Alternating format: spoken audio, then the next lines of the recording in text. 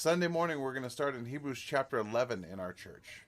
I'm not the pastor there or anything. I'm just a person that sits in the pew and tries not to do anything stupid. Um, but I'm looking forward to it. Hebrews chapter 11 is often referred to as the Hall of Faith. And it's the people that were counted righteous because they had faith. And one of the stories, one of the people that's mentioned in the Hall of Faith is Sarah, Abraham's wife, because she trusts God when God said you're going to have a kid, and through your kid I'm going to just build a nation.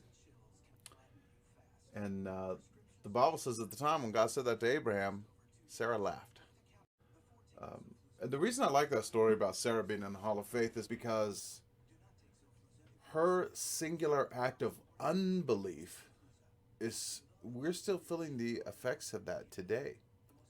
If you're not familiar with the story, she was upset. Hey, Randamoni. Hey, good morning. She wasn't able to give her husband Abraham a son, so what does she do? She said, hey, I've got this smoking hot concubine. You can pump a baby into her and I'll kind of give you a son by a proxy. And of course, Abraham's like, okay. And he goes into the concubine and he has a son named Ishmael. Well, Sarah gets jealous of the fact that her concubine gave her husband a son. And she goes to him and she goes, I can't stand this woman. And he's like, she's your concubine. Do whatever you want. So she cast her out. So Ishmael and his mama get cast out. They're on the run, and an angel appears to him and gives them kind of an ominous prophecy that he is going to be a great nation, but he's going to war with everybody, even his own brothers.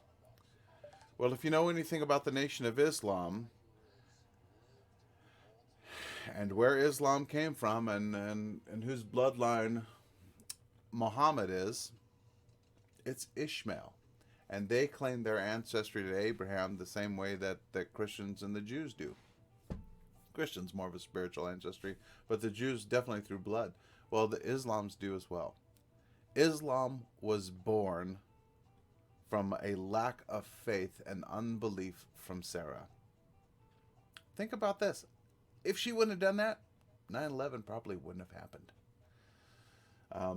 But she did.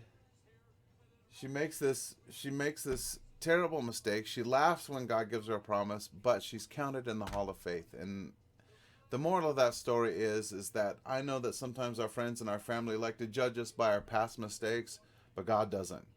God sees you as a hero. And if you're living in Him, there is no condemnation for you. You don't have to be judged by your past. You can live as the hero that God sees you today.